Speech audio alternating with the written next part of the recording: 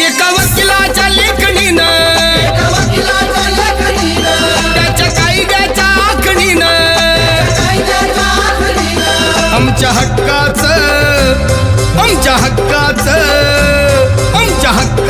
लेखन व माय मग कुणी नाही केलं भलं व माय अग दिल्लीचं दालन फुलं व माय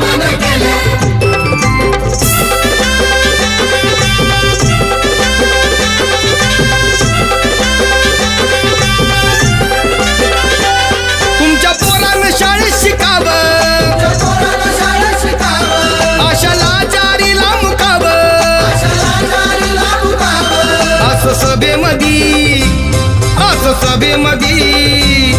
असं सभेमध्ये भाषण व माय मग कुणी नाही केलं भलं व